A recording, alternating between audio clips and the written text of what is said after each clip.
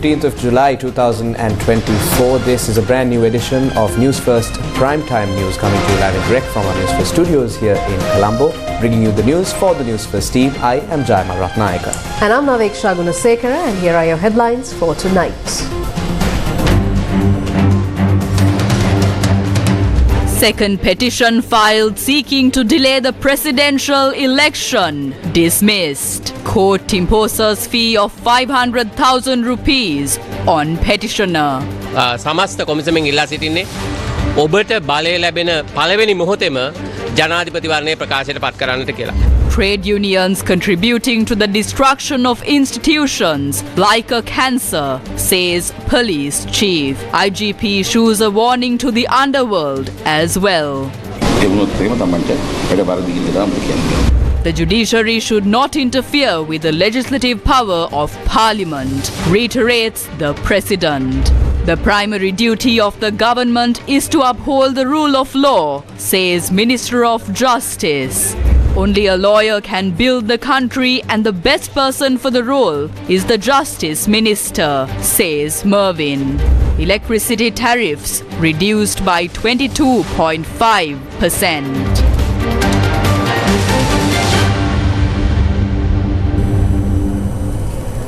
On tonight's top story, Inspector General of Police Deshabandhu Tennakoon likened trade unions to a cancer, asserting that they contribute to the erosion of institutional integrity. He made this statement during a forum held in Colombo.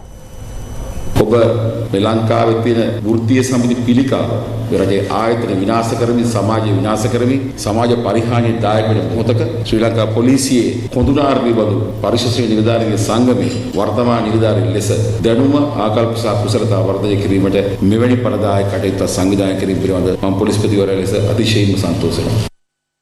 A two-day workshop to develop knowledge and attitude to enhance the professionalism of headquarters, police inspectors and station commanders was organised by the Australian Federal Police. Following the event, the IGP commented on underworld activity. කාලකට කලින් මියගිය සංවිධානාත්මක අපරාධකරුවෙක්ගේ නමින් ඔහුට අමතලා ඉවරලා A banner was displayed with the name of an organised criminal who had died some time ago. In response, I have instructed the Maharagama Police Intelligence to investigate who is attempting to give life to the deceased criminals and drug dealers. There is a deadly conflict between these criminal gangs. Let me be clear, this is the last warning. If you engage in such battles, you will face the full force of the police. Do not express your opinions or anger by putting up posters.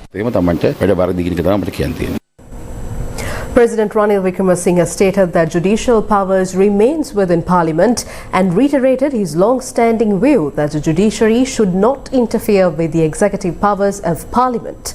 The President made these remarks while participating in the Urumaya Freehold Land Deeds program in Mahiyanganaya. If it was possible to allocate government land to the Shangri-La Hotel under the land ordinance, why can't I, as the President, grant land rights to 2 million people? Some have warned that this matter will go to court, but it is important to remember that the authority lies not with the court, but with Parliament. I have always maintained that the judiciary should not interfere with the executive power of Parliament. This is your right, not a government favour. These lands belong to you, and today we are confirming that right. We had a time, help and engage in those activities. During the event, 662 individuals from the Badula district were awarded freehold land deeds under the Urumaya program aimed at providing 2 million freehold land deeds. The Minister of Justice stressed on upholding the rule of law while addressing a gathering in Colombo organised in lieu of World Mediation Day. If justice is denied, unrest inevitably follows from all corners. It emerges in unexpected forms.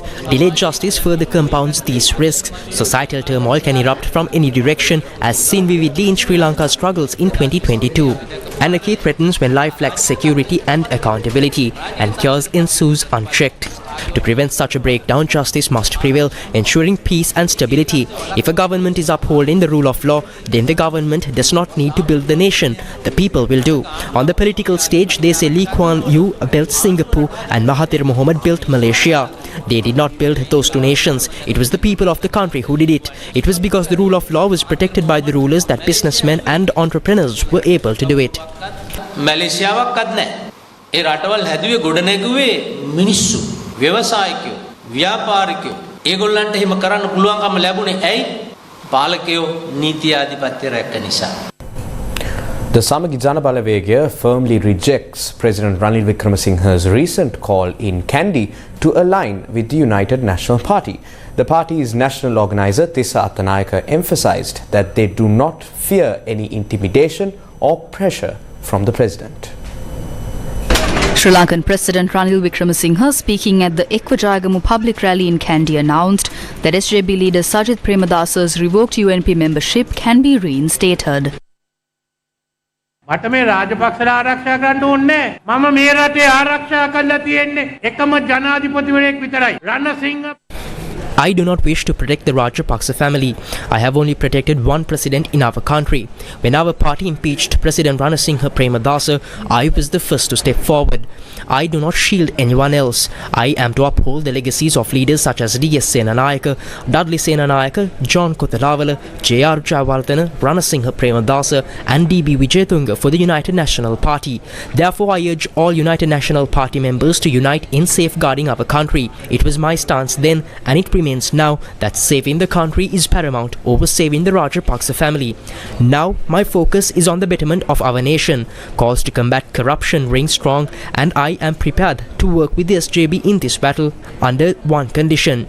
Reveal who funded the school buses. අර පාසල් වලට දෙන bus වලට කවුද සල්ලි දුන්නේ කියලා මට කියන්න.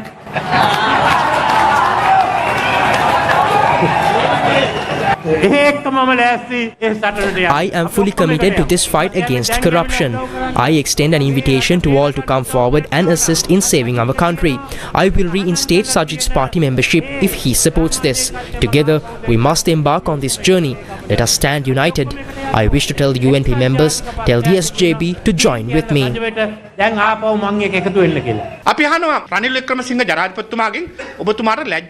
Doesn't Ranil Wickremesinghe have any shame? The country's largest political force, the Samagi Jana Balawegaya, led Samagi Jana Alliance, will never align itself with you and the corrupt SLPP you have aligned yourself with. While we firmly reject Ranil Wickremesinghe's invitation, we call on him not to make such jokes on stages. When supporting the society, do you endorse those facilitating progress or those impeding it? He says he will reinstate Sajid's party membership. If we disclose the funding for the buses, why should we comply with that? Let him maintain his restrictions. We will stand shoulder to shoulder with the people, secure victory in the upcoming presidential election this October and send Ranil Wickremesinghe home. Whether he contests or not is his prerogative and the feasibility of such a request is yet to be determined. The uncertainty surrounding Ranil Wickremesinghe's nomination lingers as the stance of the SLPP is not clear. Let's go to the polls and the public opinion will be the deciding factor and we are undeterred by any threats he may issue. The people will respond to him. The Supreme Court ruled to dismiss without examination the fundamental rights petition which sought a declaration that holding the presidential election is unconstitutional. The petition filed by Attorney-at-Law Aruna Laksirunawatuna was taken up by a three-member Supreme Court bench comprising Chief Justice Jayanta Jayasuriya and Justices Arjun Obesekara and Priyantha Fernando. The Supreme Court emphasized that the 19th Amendment to the Constitution was formally adopted in line with Supreme Court conclusions from 2015, which did not mandate a referendum for its adoption. In delivering the decision, the bench ordered the petitioner to pay a fee of 500,000 rupees to the court by the 31st of July. During the proceedings, the Chief Justice reminded the petitioner, who is also an attorney-at-law, that the court's valuable time should not be wasted unnecessarily, even by a lawyer. The Chief Justice stated that there was no need for the court to intervene again after the bill was incorporated into the parliamentary record on the 15th of March 2015. The bench upheld the preliminary objections presented by the Attorney General, noting that the petition was filed after the allowable time had elapsed. The Chief Justice questioned whether the petitioner could not read and understand the Supreme Court's rulings on the 19th constitutional amendment, or if he was willfully ignoring them. He stressed that as a lawyer, the petitioner should act with understanding and responsibility. Aruna Laksirunawatuna's petition argued that the 19th amendment was not formally passed and that holding a presidential election without a referendum and approval was unconstitutional. The Election Commission, its members, the Secretary General of Parliament and the Attorney General were named as respondents. Members of Parliament, SJB General Secretary Ranjit Madhumabandara, Niroshan Paduka and Harshana Rajakaruna filed petitions to intervene, but the bench issued their order based on the statement from Deputy Solicitor General Kanishka De Silva, representing the Attorney General, without granting permission for the intervening lawyers to present their arguments. We salute the Supreme Court of Sri Lanka for upholding the sovereignty of the people in this country. The Supreme Court also expressed concern on whether this individual is capable of appearing on behalf of others in court as a counsel. Ranil Rajapaksa aanduwa visin මේ කරන උත්සාහය Samagya Jana Balawegya has always stood for the people against such attempts by the Ranil Rajapaksa government.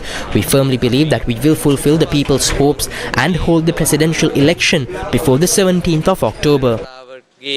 බලාපොරොත්තුව ඉටු වෙනවා අනිවාර්යෙන්ම October 17 වෙනිදාට කලින් ජනාධිපතිවරණය පවත්වනවා. අපි දැක්ක රනිල් වික්‍රමසිංහ කොයි හරි ඔප්පු ප්‍රදානයකදී කියනවා Ranil Wickremesinghe has claimed that the court's jurisdiction lies within the parliament. However, this court has clearly demonstrated its jurisdiction. The executive's interference and the resulting confusion highlight the importance of the courts in upholding the people's sovereignty. We thank the Supreme Court for clarifying the situation. Moving forward, we hope no one will challenge these interpretations. දැන් මෙතනින් පස්සේ මං හිතන්නේ නෑ තවත් කෙනෙක් එයි කියලා මේ පිළිබඳව අර්ථ නිරූපණ ගන්න. ඒ වගේම දේශපාලන පක්ෂවලට දේශපාලන නායකයින්ට ඉතා පැහැදිලි පණිවිඩයක් ලබා දෙන්න. Political parties and their leaders have been given a message confirming the democratic right to vote through several court decisions. We believe the Election Commission will receive the necessary authority in 2 days. Therefore, we urge the Election Commissioner and the entire Commission to announce the election as soon as they receive the power. කොමසාරිස්තුමාගෙන් මැතිවරණ කොමිසම සභාවේ සභාපතිතුමා ඇතුළු සමස්ත කොමිසමෙන් ඉල්ලා සිටින්නේ ඔබට බලය ලැබෙන පළවෙනි මොහොතේම ජනාධිපතිවරණය ප්‍රකාශයට පත් කරන්නට කියලා. අපි රනිල් වික්‍රමසිංහ ජනාධිපතිවරයාට මතක් කරනවා. We remind President Ranil Wickremesinghe that his strategies are running out. The people's power is once again gaining momentum. සාකච්ඡාව ජනතාවට බලය ලැබෙමින් තියෙනවා. The leader of the opposition engaged in a tour of Mannar today and met with the leader of Tello, MP Selvam Adekalanathan. Discussions between the duo centered around the plight of fisher folk in Mannar and the 13th Amendment to the Constitution.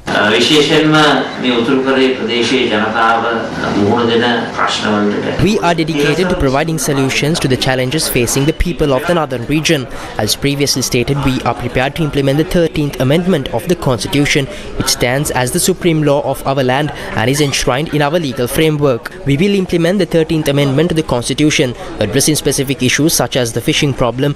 We recognize the significant pressures faced by the local fishing community due to illegal harvesting by foreign vessels in our seas. We hope to provide solutions to the issues of the local fishing community as well.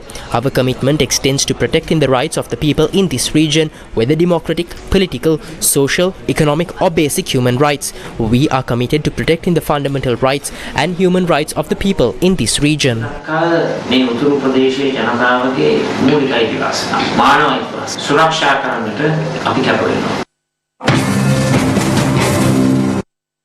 MP and attorney at law Premadasa Dolawatta says that Sri Lanka Pera should come to a consensus to present Ranil Wickremesinghe as the presidential candidate. I believe the SLPP must come into an agreement to propose Ranil Wickremesinghe, just as we did to serve for the remainder of Gotabe's term.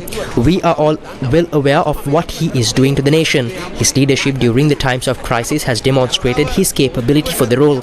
It is important for the people to show respect for SLPP, as it was for the SLPP that allowed him to showcase his skills at a time when the UNP and SJB had declared him as an invalid coin. The SLPP will take that respect, and there is nothing to be disappointed about it. Recognizing his leadership qualities displayed during crisis, I believe Ranil Wickremesinghe is the leader we need at this time. This sentiment is echoed widely among many. Speaking to reporters in Chennai, India, Sri Lanka Muslim Congress leader Rauf Hakim said that his party's stance will be announced when the presidential election is declared. We will act in defiance of Ranil Wickremesinghe's government. We will discuss and announce our decision as soon as the presidential election is announced. Former Minister Mervyn Silva commented on a presidential candidate.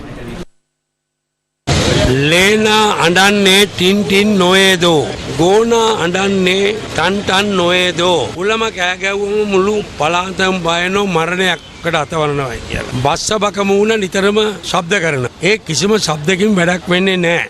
This country needs a leader who can take it forward. As elections approach, many leaders promise everything under the sun. When I was serving under Mahinda, various items were distributed, including material and undergarments, but he still lost the election. Similarly, Sajith Premadasa, despite filling Golface green with supporters, lost.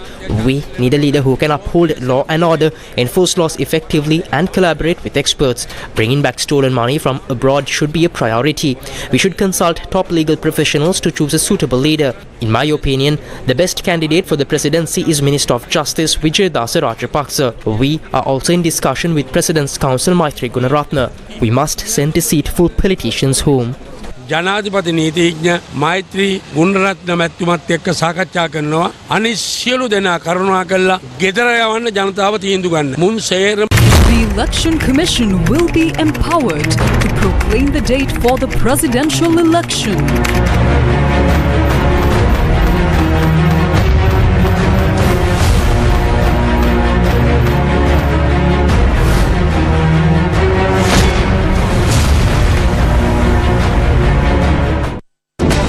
The power of the people. Ready to lead, ready to win. Jatika Janabala Vegaya. Effective tomorrow, electricity tariffs will be reduced by 22.5%. As the second electricity tariff revision this year, the Ceylon Electricity Board initially capped the overall reduction in electricity tariffs at 10%. However, following a thorough review by the Public Utilities Commission, tariffs for all consumer segments, including households, places of worship, hotels, industries, general purposes and government institutions, will be reduced starting tomorrow. Consequently, there will be an overall reduction of 22.5% in electricity charges. විදුලි බිල්පත් අඩු කිරීම 22.5ක් වීමේදී එක unit එකකට අඩු වීමේදී අවසාන අගය අසාසන්නව රුපියල් 30. The electricity bill reduction is now set at 22.5%, resulting in a per unit reduction of approximately 30 rupees for consumers across various sectors. This reduction benefits household consumers, religious institutions, industries, hotels and general users alike. For household consumers, the reduction is significant, particularly for those using between 1 to 180 units, catering primarily to low-income earners. Specifically, the tariff reduction from 20 rupees to 9 rupees for consumption between 30 and 60 units represents a 55% decrease. Initially, 1.5 million customers were using 30 units, making up 26% of total customers, with their average monthly bill dropping from 390 rupees to 280 rupees. For consumers using between 30 and 60 units, the revised bill is expected to be around 700 rupees. Overall, with about 3.4 million electricity consumers in total, 53% will see their bills reduced to 7 700 rupees or less. Moreover, substantial reductions apply across categories such as 90, 120, 150 and 180 units, resulting in lower monthly bills. For instance, consumers using 150 units will save approximately 1,800 rupees monthly, while those using 120 units will save around 1,500 rupees. රුපියල් 1800කින් පමණ අඩු වෙනවා. ඒකක 120ක් පමණ භාවිතා කරන කෙනෙක්ගේ මාසික බිල්පත රුපියල් 1500කින් විතර අඩු වෙනවා. In religious places with low electricity consumption, unit prices have been adjusted as follows: from 8 and 9 rupees to 6 rupees, from 18 rupees to 10 rupees, from 32 rupees to 20 rupees, and from 43 rupees to 30 rupees per unit. Monthly fixed charges have also been reduced across all categories. විශේෂයෙන් අපි කර්මාන්ත ශාලාවගේ ගත්තාම දවසේ daytime එකේදී Daytime rates for factories and industries have decreased by about 33% with varying reductions during other times. Furthermore, there is a 20% reduction for general purpose users, providing relief to small and medium industries. තියෙනවා 120ක විතර. මෙතනදී අර ශුද්‍ර කුඩා සහ මධ්‍යම කර්මාන්ත කියන කට්ටියට මේ සහනය ලැබෙනවා. In conjunction with the revised tariff structure, the Public Utilities Commission of Sri Lanka has imposed 7 conditions on the Ceylon Electricity Board. The strike launched by university non-academic staff, which had entered its 75th day, was temporarily suspended today. That was following a discussion held with the Minister of Education, Dr. Susil Premadasa, at the University Grants Commission. The strike was launched based on several demands, including salary discrepancies, and it continued for 75 days. Activities at government universities and many higher education institutions were severely disrupted owing to the strike. The Education Minister expressed the following views after today's discussion. Today, the University Grants Commission, as they are the ones who have the authority in this regard, and the joint collective of trade unions reached an agreement to end the strike today and report to work from tomorrow under several conditions. And as agreed, their issues will be resolved in the meantime. The University Trade Union Joint Committee said they signed an agreement regarding their demands at the University Grants Commission. Today marks 75 days of the indefinite strike in the university system, and it was called off after an agreement was reached between the two parties. Accordingly, the University Grants Commission and the trade unions entered into a collective agreement today. Based on those agreements, they agreed to resolve the issue related to our slashed salaries through the Udayasenaviratna Committee from January and to make the necessary arrangements to provide our monthly allowance as soon as possible. They agreed to these two demands.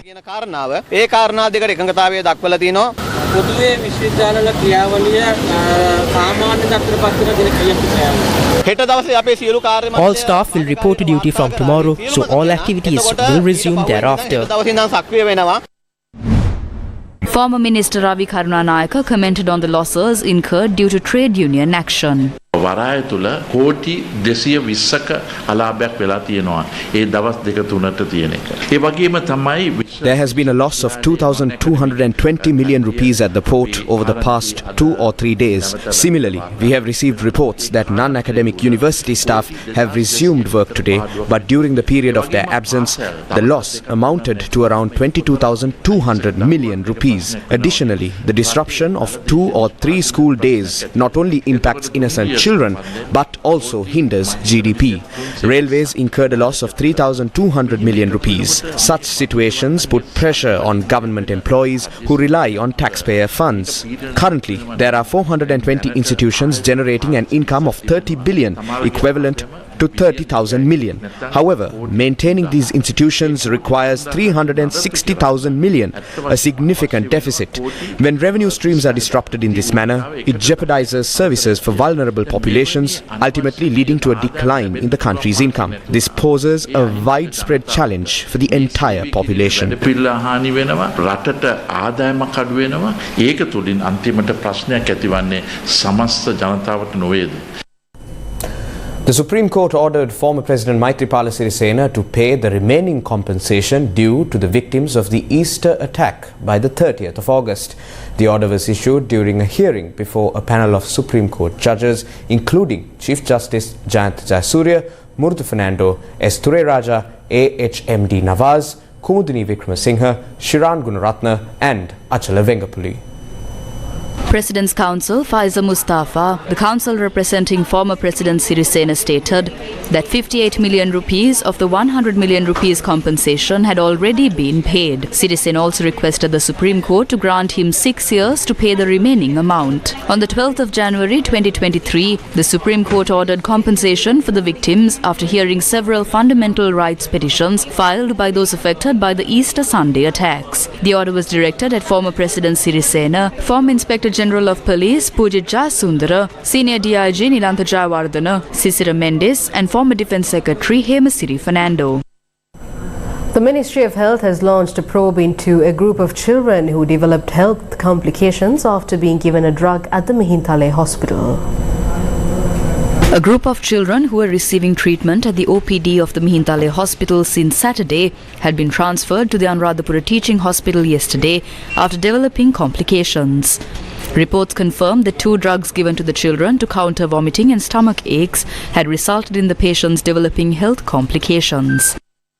මිහින්තලේට බෙහෙත් ගන්න ගියා බබාට හෙම්බිරිස්සාවයි කැස්සයි විතරයි තිබ්බේ බබාට වරු දෙකයි දුන්නේ බෙල්ල ඇද කරගත්ත එක පාටම අම්මා බෙල්ල පැත්තකට යනවා කිව්වා මම අවුරුදු පාට ළමයන් කවදාවත් ඔහම වෙලා නැහැ ඒ වෙලාවෙම මායි මහත්තයයි හොස්පිටල් එකට ගෙනාව බබා ඒ ගේ දිනුත් ළමයි 3 දෙනෙක් විතර හොස්පිටල් එකේ ඇවිල්ලා හිටියා එයාලා කියනවා බය වෙන්න එපා කියලා.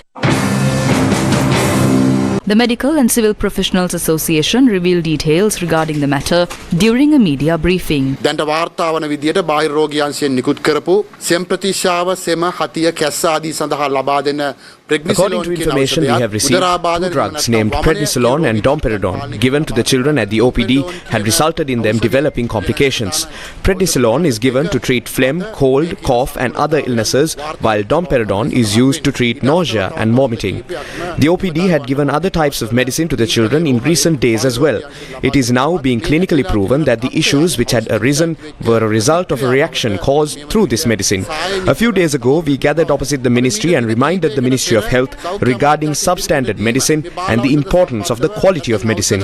It is certainly regrettable to have come before the media just days after such a move and reveal these details. මේ වගේ ජනමාධ්‍ය ඉස්සරහට ඇවිල්ලා කතා කරන්න වීම ගැන අපි එක පැත්තකින් කනගාටුවට පත් වෙනවා. The GMOA also weighed in on the matter. This complication has arisen as a result of a side effect caused by the drug given by the OPD.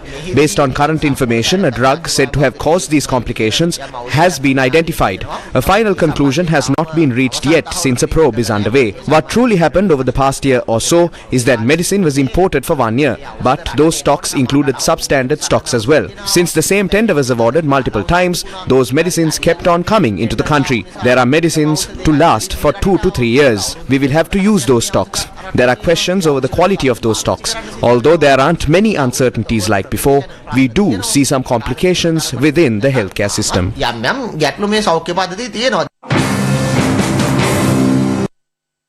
Dr. Dilip Echlianage, Director of Health Services to the Anuradhapura district, says children aged between 5 to 11 years had been admitted to hospital but have now left after receiving treatment. He said the children were monitored at the hospital for a 24-hour period. අපි සැක කරනවා මෙය ඖෂධයකින් දෝ කියලා. We surmise it was caused by a drug, but the issue is we have dispensed over 1.4 million pills of that drug already. We have halted the dispensing of that drug now and a probe is underway. We have obtained substitute drugs in place of it. Therefore, there is no breakdown in treatments. A certain media organization had published this today. It says, Probe launch after students develop complication from vaccines. මේ සම්පූර්ණම සාවද්‍ය ප්‍රකාශයක්. This is completely false. It was not caused by a vaccine. This statement is being made very responsibly. Hence, there is no need to develop any unnecessary fears when administering vaccines to your children. Vaccines ලබා දෙන්න කියලා කාරුණිකව ඉල්ලා සිටිනවා. The Valigama organizer of the Samagi Janabalavegya, Rehan Jayvikrama, has launched a program to provide smart classrooms to schools in his electorate. The first phase of the program to provide smart classrooms to schools in Valigama was launched at the Valigama Siddhartha Vidyalaya and Valigama Arfa Vidyalaya. The cost for one smart classroom is approximately 1.5 million rupees. මම ගරු විපක්ෂ නායකතුමාට කතා කරලා කිව්වා ගරු විපක්ෂ නායකතුමනි ඔබතුමා ලංකාව වටේම මේ වැඩේ කරනවා. ඉතින් මම I spoke to the opposition leader and said that he is conducting this across the island, and I believe it is difficult for him to implement the program in an entire electorate. So I made a special request to him to let me launch this program. Any other leader would have asked not to do it, claiming the program as his own. But what he said was there's no need to ask him and only requested me to do it the right way.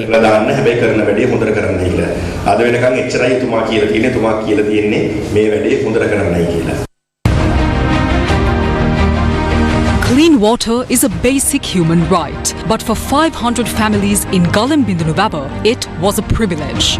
Now, a new water purification system ensures a vital resource, leaving a legacy of well-being for generations to come.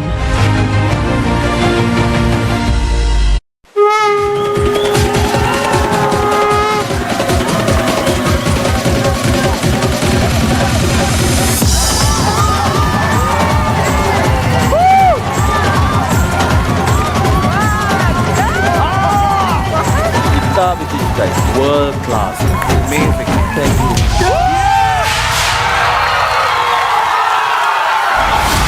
Alcat's Got Talent. Weekends at 8:30 p.m. on Sirasa TV. The Royal Thai Embassy in Colombo organised a panel discussion entitled Insight into Thailand-Sri Lanka Free Trade Agreement. In February this year, Sri Lanka signed a comprehensive FTA with Thailand.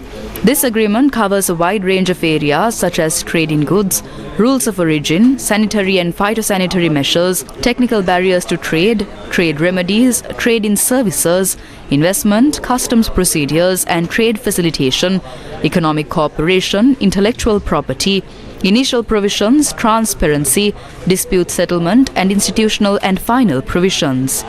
Effective from the 1st of January 2025, this FTA will phase out or reduce tariffs on 85% of products traded between Sri Lanka and Thailand over the next 16 years. When we analyze the agreement, what we look at is the track record. Okay, what are the industries that we will get benefit? What are the industries that the other side of the Thailand will get benefit? But actually how the world works is not exactly on the same lines, because we are in a very dynamic world where a lot of people are looking for opportunities to create new things. So that's why I said, like, the more that you have trade, because when you have that room for trade and in goods and services, when you have a lower cost on importing and exporting, the people in the two countries can come up with different options. It's like a chef coming up with a new recipe. Like, when you do it, you realize, okay, this could have been a much better fusion, this could have been a different version that they can create. But you have to create that space to do that. So if you're looking at the traditional, like, you know, rice, curry and all that, then you cannot create that, you know, you are restricting that innovative option. So even for investment, it will all depend, people are capable and innovative, they will, when we have the room between the countries to trade more, they will come up, they will find out products rather than going with this traditional list of, okay, electricity, all that is valid. Definitely we have all those options.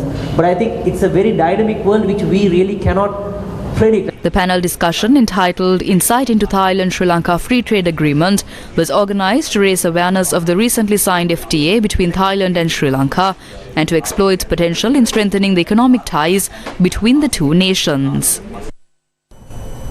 The Embassy of Turkey hosted an event to commemorate the thwarted 2016 coup.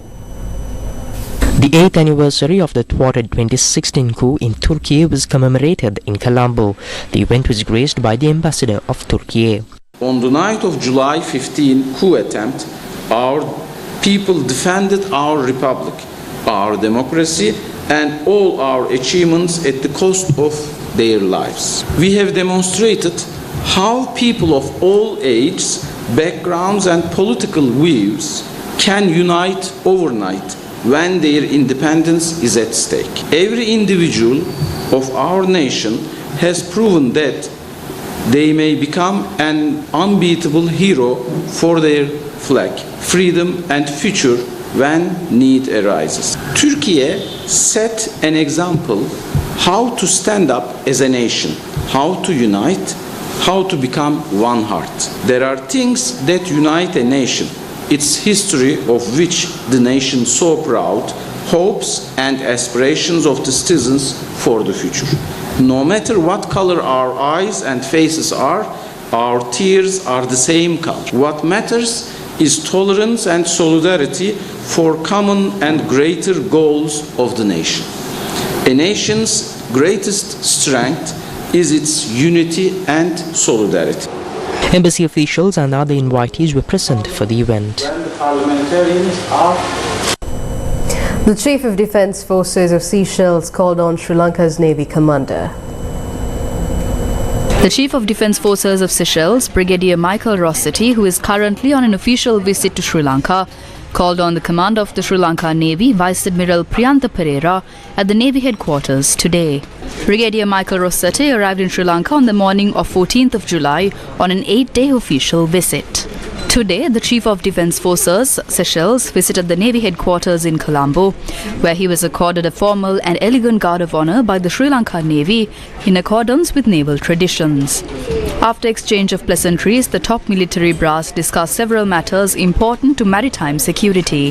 The cordial discussion drew to a close with an exchange of mementos to mark the goodwill and camaraderie.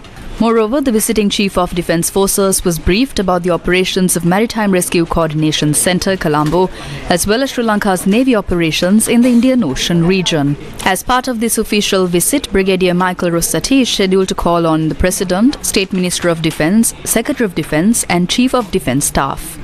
Concluding his 8-day official visit, Brigadier Michael Rossetti is expected to depart the island on the 21st of July. A replica of the Colombo port city was unveiled in London. The High Commission of Sri Lanka in London unveiled a replica of the Colombo port city during the weekend. The event was presided over by the Right Honourable Lord Siraj Paul as the chief guest. Speaking at the event, Sri Lankan High Commissioner Rohitha Bogolagama highlighted the global significance and investment opportunities of the Colombo port city.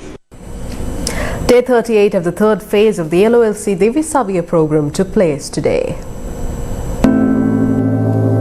The LOLC DAVIA program provides school books and stationery required for a period of 1 year to public schools with less than 150 students. The program took place entering the Monaragal education zone. School books and stationery were provided to students from the Magandanamulla Primary School, Sirigala Saraswati Tamil Vidyalaya, Athimale Phase 1 Primary School, Tangwatta Primary School, Aliyawatta Tamil Vidyalaya, Viharamulla Primary School, Muthukandia Phase 1 Primary School, Varadola Primary School, Vaikumura Tamil Primary School, Muthukeliava Primary School, Kongaspitiya Primary School, and also at the Monaragala Zonal Education Office. The LOLC DAVIA program will continue for the betterment of Sri Lanka's future generations.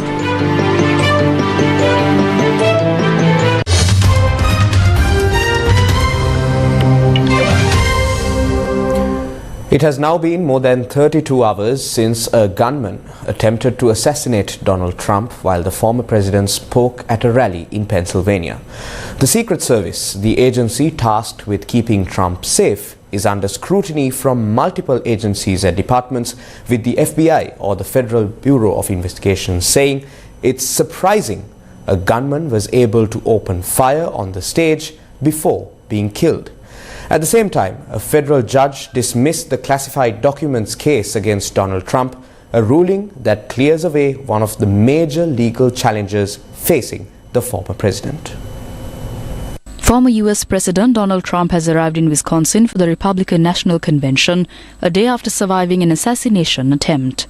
The party conference in Milwaukee is going ahead as planned, despite Saturday evening shooting at a rally in Pennsylvania, in which Trump was shot in the ear. Trump posted on social media that he had considered delaying his trip by 2 days, but have just decided that he cannot allow a shooter or potential assassin to force change to scheduling or anything else. Former U.S. President Donald Trump says he will bring the country together at the Republican convention this week after surviving an assassination. Once every 4 years, the Republican and Democratic parties host conventions to formally select their respective presidential candidate and prepare for the final stretch of campaigning. The conferences include high-profile speakers as well as a prime-time speech from the nominee. During the convention, the delegates from each state pledged their support to the candidate of their choice and approve a platform. It is merely a formality for Trump, as he is the party's presumptive nominee, having won 2,265 delegates in the primaries, which is enough for the nomination. The 2024 Republican National Convention will kick off later today and run until Thursday. The Democrats will hold their convention next month in Chicago. In the wake of the attempted assassination of Donald Trump, there are widespread concerns and questions about how a sniper was able to obtain rooftop access roughly 150 meters from the former president's position at the podium at an outdoor rally. Sources have described the shooting as coming from the 3 o'clock position of Trump's podium location, with shots coming from his right side. Seconds after gunfire rang out, Secret Service counter-assault snipers began shooting the suspect, who was found on top of a roof. Notably, the shooter's location was outside the security perimeter, raising questions about both the size of the perimeter and efforts to sweep and secure the American Glass Research Building, and how the shooter was able to obtain rooftop access. It is not yet clear how the shooter was able to obtain rooftop access in relatively close proximity, or why that building was left outside the hard security perimeter. The FBI is now the lead agency investigating the attempted assassination, but the security lapse issue will be for the Department of Homeland Security and USSS, as well as Congress, to look into. Thomas Matthew Crooks, the 20-year-old who shot at former President Donald Trump at a rally in Pennsylvania, had briefly appeared in a 2022 advertisement for BlackRock Inc., the world's largest money manager. The ad, filmed at the Bethel Park High School in Pennsylvania, featured Crooks and several other unpaid students in the background. Crooks graduated from the school in 2022. BlackRock said it had pulled the ad, but the video will be available to authorities. The ad, however, is being widely shared by social media users. BlackRock, whose earnings figures are expected today, has faced scrutiny after shooting incidents in some of its index funds own shares in gun makers. At the same time, the 20-year-old man who allegedly tried to assassinate former US President Donald Trump had tried to join his high school's rifle team, but was rejected for being a terrible shot. Thomas Matthew Crooks, a resident of Bethel Park, about an hour away from where the shocking shooting occurred, was a member of a local shooting club named Clayton Sportsman's Club. The early details that have emerged about Thomas Matthew Crooks show that he was working an entry-level job near his hometown in Pennsylvania. Trump survived an assassination attempt during the weekend after gunmen opened fire at him at a rally in Pennsylvania ahead of the presidential elections. The attack left him with a bloodied face as the former president said the bullet pierced his upper part of right ear. I want to really see something that said, take a look at what happened.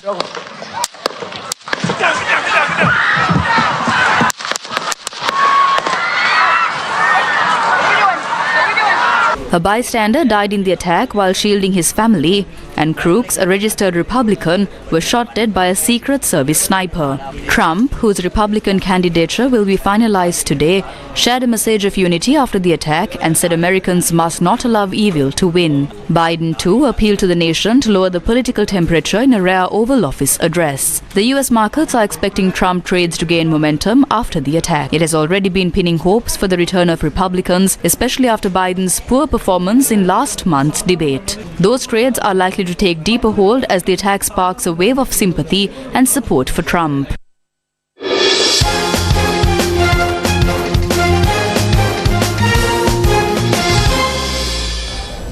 Sri Lanka Cricket will host the annual conference of the International Cricket Council in Sri Lanka from the 19th of July to the 22nd of July 2024. Sri Lanka Cricket said that this is the first time that the event will be held in the Asian region.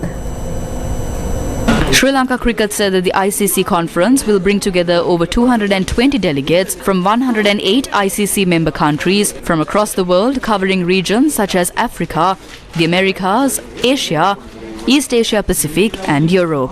The pinnacle gathering of cricket administrators and stakeholders from around the globe, the ICC annual conference provides the platform for discussions on the strategic direction of the sport, governance and the development of cricket worldwide. This year's conference, themed Capitalizing on the Olympic Opportunity, will discuss topics such as diversity and inclusion, environmental sustainability and the sport, and cricket's triumphant return at LA 28. Finally, in football news, Spanish fans rejoice as Spain beat England 2-1 in the final of the European Football Championships, or Euro 2024. England failed to end its 58 years of hurt as their Euro 2024 final defeat by Spain in Berlin meant the 1966 World Cup remains their only men's trophy.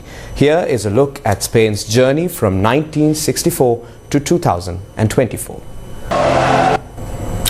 And that's a wrap of Primetime News for tonight. Thank you for watching. Good night.